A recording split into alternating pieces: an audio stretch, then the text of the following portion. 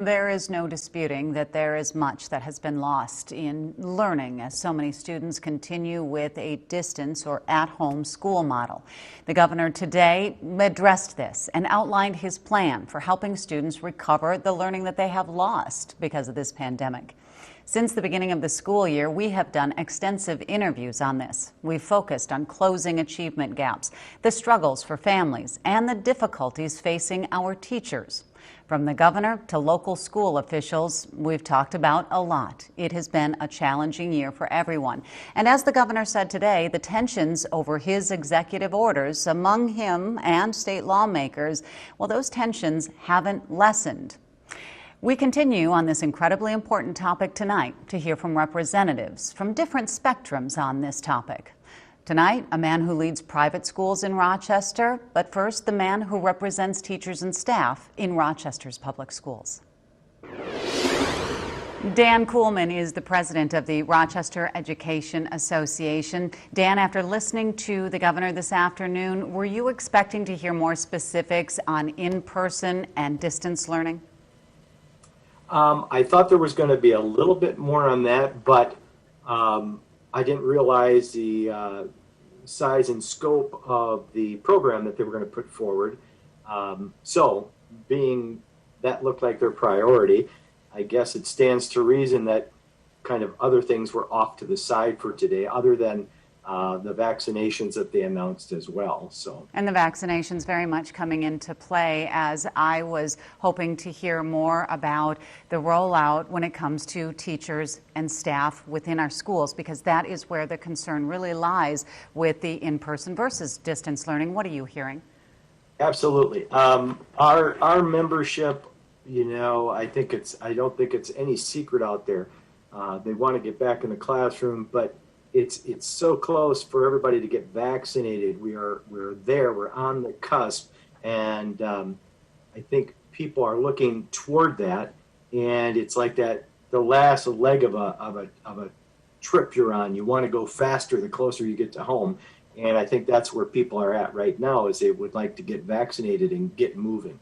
And a lot of the teachers are saying, why go into the classroom when we are that close to having these vaccinations? Now, I did a couple of interviews last week.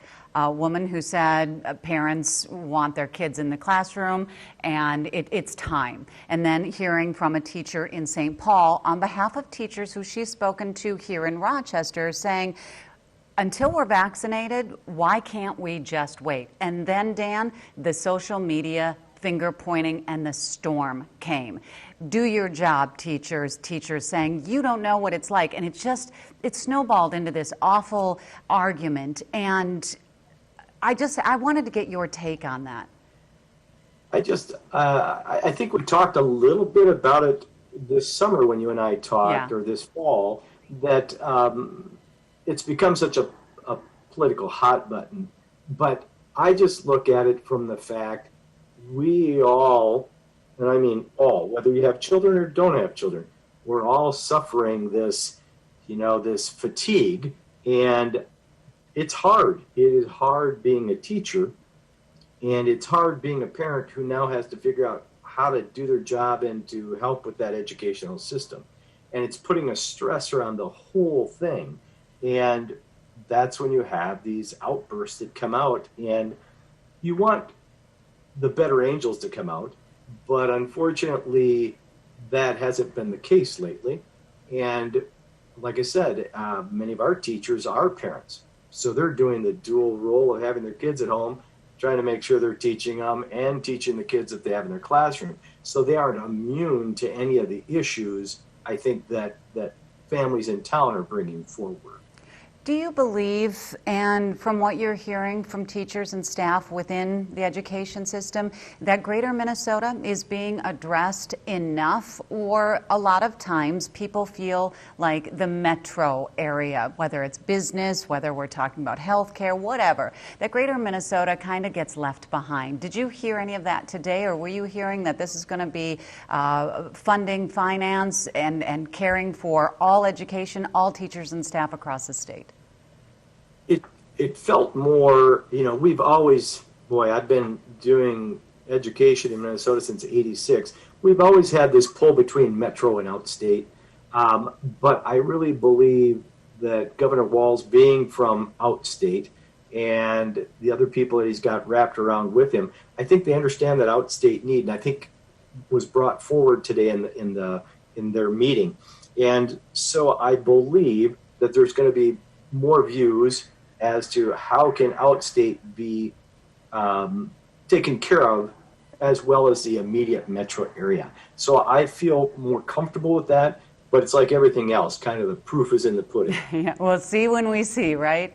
Yeah. From what the governor lays out to what our superintendent implements here in our local district, is there any gap, or is there any discrepancy?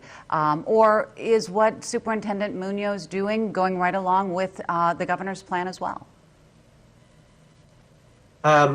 I think right now we're looking at what the plans are, what the discretion of the district is doing, and we have had very good sound advice from Olmsted County Public Health and from our partners with Mayo Clinic, and I believe that as we do this gradual rollout, we're following along with what the governor's orders are. Now, that doesn't mean we're all comfortable with it. I still think vaccinations are the way to go before we go in person. That's my belief system.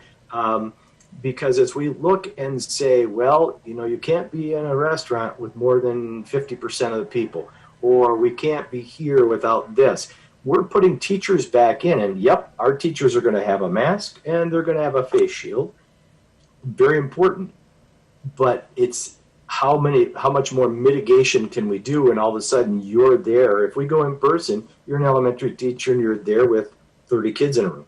The social distancing aspect that we're doing now at 6 foot won't be able to be accomplished because it'll be too tight of quarters. Or if you're a secondary teacher and you're seeing upwards of 160 students a day, and you're trying to clean and maintain classes, and there's a lot of things that go on to make sure that everybody is safe and healthy. You are a kind man, Dan Kuhlman, and I do appreciate your time. And sometimes these situations or these issues can get a little bit sticky. And given the information and given where we're at with things, it's a good conversation to have. Yes, it is. I think we need to have more of them, frankly. I think it would help ease a lot more of the tensions if these discussions happen more often. I hope so. Maybe then I can stop being the target of people's frustrations. All right, well, I appreciate it, my friend. Thank you. Yes. You have a great day. You too.